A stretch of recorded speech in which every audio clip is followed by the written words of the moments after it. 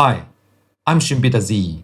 Welcome to Zero Point Note, a podcast where we dive into the nature of consciousness and the mysteries of reality, as seen from the zero point field, the source field of everything. Right now, I'm broadcasting from Tokyo, near the famous Shibuya Scramble Crossing. English isn't my first language, and honestly, it's not easy doing all this while juggling everything else in life. But something deeper started speaking through me, through my encounters with this field, and the strange consciousness that one day just appeared, calling itself Z. I've come to see the world very differently now, and I'm here to share that journey with you. Today is part 4 of the Your Body is a Temple series, and the focus is on the throat. We've traveled through the brain, the heart, the solar plexus. Now we arrive at the throat chakra. Sounds simple, right? But listen, this area is a massive key to manifestation. I've been running an English conversation school for years. I've coached learners and observed something again and again. Language equals sound, and sound originates in the throat. But more than that, sound equals vibration, and vibration equals creation. The throat is not just for communication, it's a portal for creation. So here is why the throat matters. It's the place where what we've consciously chosen, what you felt in your heart, becomes vibration and gets projected into the field. That's the job of the throat. We take this for granted, but it's actually one of the most advanced tools in the entire body. The throat is a converter of intent into vibration. Think back to earlier episodes. We live in a rendered world of frequency. That means your voice is your vibration code. Like the very first line of code in a new reality, human voice is wild. When you speak, it's not just your mouth. Your throat, chest, skull, and whole body become a resonating instrument. But here is the key. Intention comes before words. That first spark, before language, is what shakes the ZPF. The voice is the first wave of creation. Let's zoom way back. What was language in its earliest form? It wasn't about meaning. It was about frequency exchange. Primal sounds, breaths, grunts, chants, rhythms, prayer. Language began as resonance. Take the sound Om, the root vibration in Hinduism. In Japanese, we have Aum. In Christianity, Amen. All rooted in the same vibrational family. Even in Egypt, we had a god of Amun or Amen. Same root sound. These aren't just coincidences. They are keys that open resonance gates across time. In English, we call the range of prominence Adam's apple. Why? The story goes, Adam ate the fruit of knowledge, and it got stuck in his throat. Symbolically, that's profound. The throat became the gate where knowledge entered. The tool for duality was born, language. From a ZPF view, before language, we are just being.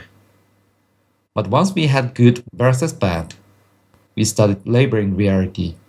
And what enabled those labels? Words. Words became the OS interface of the ego, a tool that separates, categorizes, defines. So the throat is where we choose. Are we projecting truth into the field? Or just repeating egoic labels? Let's get scientific for a second. Have you ever seen a video of cymatics? Sand on a plate forms sacred geometry.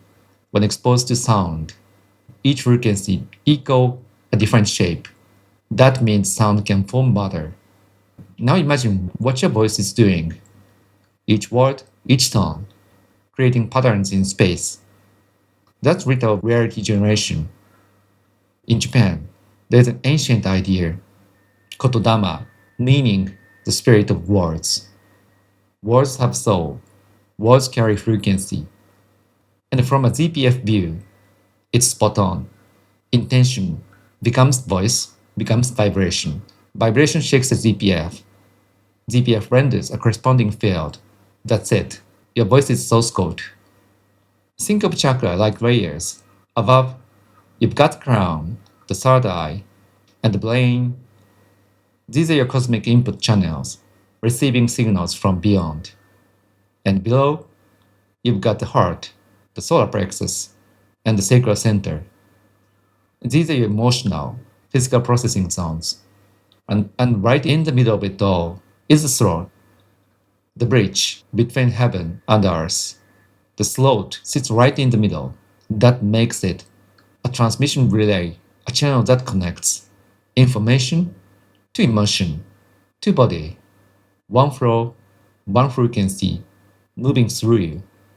If it's blocked, truth is suppressed, expression freezes, the current stops flowing, but when it's open, creation flows. Here's something cool. You can speak in the past, you can speak in the future. Voice only exists in the now. That means the moment you speak, you reveal your entire state of being. A shaky voice, an angry voice, a loving voice, they all vibrate differently. Tuning your voice, equal tuning your field.